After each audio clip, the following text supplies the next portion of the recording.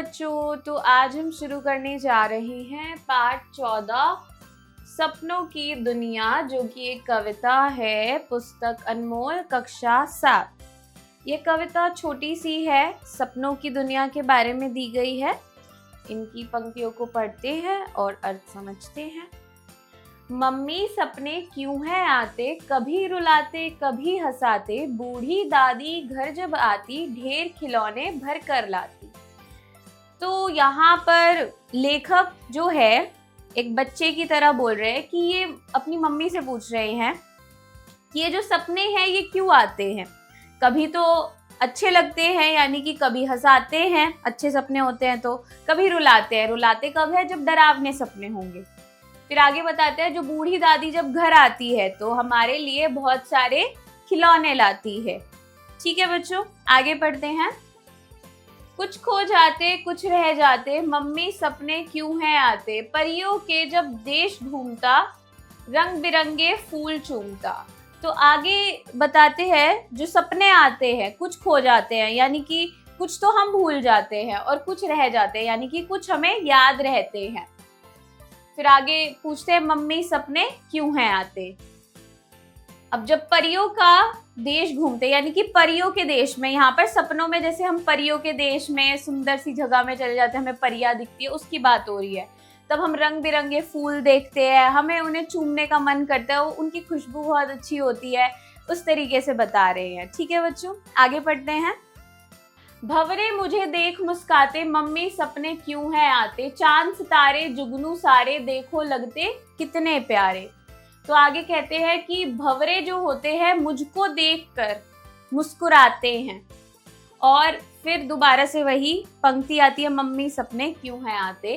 अब आगे बोलते हैं चांद सितारे और जुगनू सारे, ये जो भी हैं ये देखने में कितने सुंदर लगते हैं। ठीक है बच्चों, आगे यह सब मेरा मन बहलाते, मम्मी सपने क्यों हैं आते, सपनों का वह देश सुहाना, मम्मी सुनो मुझे भी जाना। तो आगे कहते हैं कि ये जो सारी चीजें होती हैं, चांद सितारे जुगनू सारे, ये सारी जो चीजें हैं ये मेरे मन को बहुत बहलाती है। फिर आगे वही पंक्ति, मम्मी सपने क्यों हैं आते। फिर आगे बोलती है लेखक कि जो सपने होते हैं उनका देश बहुत सुहाना होता है, मतलब वहां पर कुछ भी हम कर सकते हैं जो हम करना चाहें अपनी मर्जी से। ठीक है बच्चों, बहुत अच्छा लगता है सपनों में। तो लेखक आके कहते हैं मम्मी सुनो मुझे भी जाना, मतलब जो बच्चा बोल रहा है बोलता है कि मुझे भी जाना है उधर, क्योंकि सपनों का देश बहुत सुहाना लग रहा है। आगे पढ़ते हैं। मधुर मिलन का गीत सुनाते, मम्मी सपने क्यों हैं आते। जो सपने होते हैं मधुर मिलन का गीत सुनाते हैं, यह भी हमें बताया गया, मतलब बहुत अच्छे अच्छे सपने आते हैं। हम किसी से मिल रहे हैं, कुछ घूम रहे हैं, क्या क्या कर रहे हैं, उस तरीके से बता रहे हैं। और यह कविता लिखी है कृपा शंकर शर्मा जी ने, अचूक। ठीक है बच्चों, आगे बढ़ते हैं अब हम।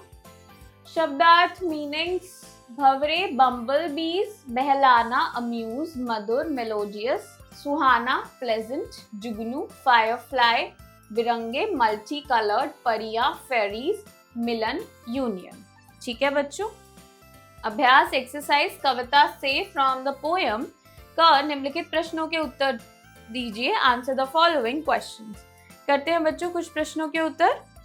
प्रश्न 1, सपने हमें किस प्रकार के अनुभव कराते हैं। उत्तर होगा सपने हमें कभी हंसाते हैं तो कभी रुलाते हैं। अगला प्रश्न, प्रश्न 2, चांद सितारे और जुगनू कवि को कैसे लगते हैं। उत्तर होगा चांद सितारे और जुगनू कवि को बहुत प्यारे लगते हैं। प्रश्न 3, कवि सपनों के देश में क्यों जाना चाहता है। उत्तर होगा कवि सपनों के देश में इसलिए जाना चाहता है क्योंकि उसे वह देश बहुत सुहाना लगता है। प्रश्न 4, बूढ़ी दादी जब घर आती है तो वह क्या लाती है। तो बच्चों उत्तर होगा बूढ़ी दादी जब घर वापस आती है तो वह बहुत सारे खिलौने लाती है। इन सभी प्रश्नों के उत्तर आप स्वयं लिखेंगे, मैंने आपको बोलकर समझा दिए हैं। अगला प्रश्न करते हैं अब हम। ख, खाली जगह भरिए, फिल इन द ब्लैंक्स। पहला, बूढ़ी दादी जब घर आती ढेर डैश भर कर लाती। उत्तर होगा खिलौने।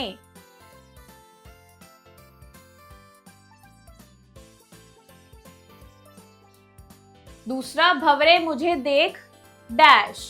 उत्तर होगा मुस्काते।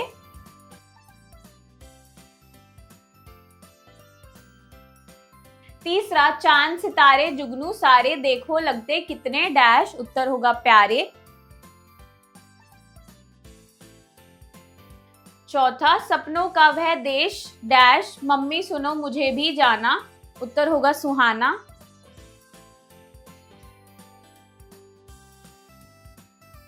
पांचवा, मधुर मिलन का गीत डैश मम्मी सपनों क्यों है आते। उत्तर होगा सुनाते।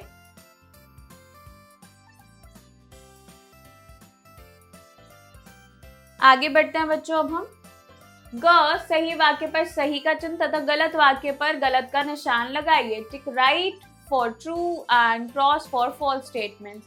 पहला, कवि ने सपनों में परियों के देश की सैर की। सही। दूसरा, भंवरे कवि को देखकर डर जाते हैं। गलत। तीसरा, चांद सितारे और जुगनू कवि को प्यारे लगते हैं। सही। चौथा, कवि सपनों से डरता है और उन्हें पसंद नहीं करता। गलत। भाषा ज्ञान अंडरस्टैंडिंग ग्रामर। अड़ और निम्नलिखित शब्दों का अर्थ अंग्रेजी में लिखिए। Right the meaning of the following words in English. ठीक है बच्चों। पहला, मम्मी मदर। दूसरा, रुलाते मेकिंग समवन क्राई।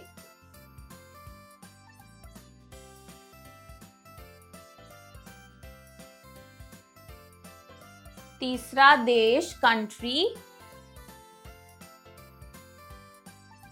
चौथा, फूल फ्लावर।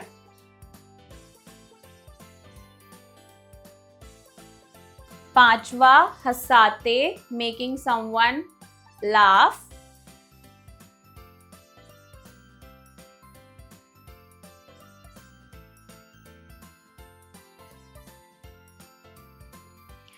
छठा, घूमता रोटेटिंग।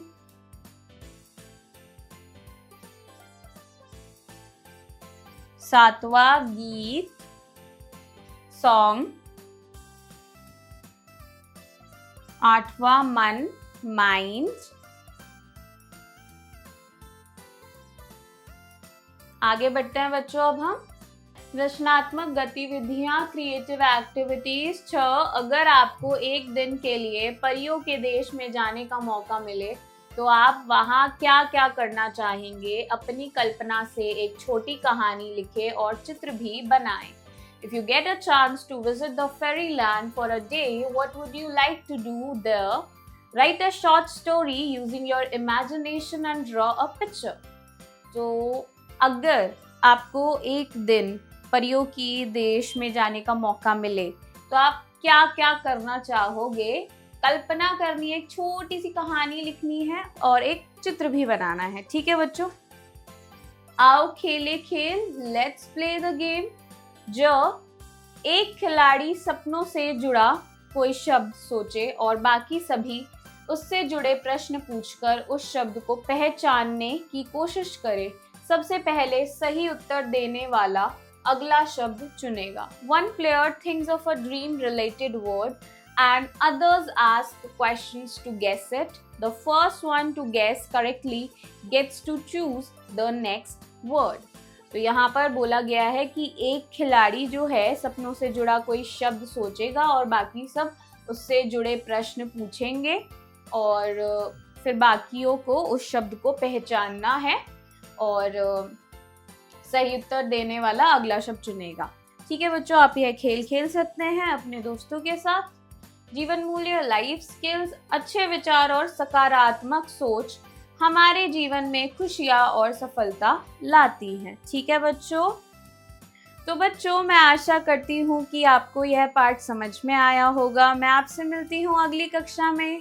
Bye bye.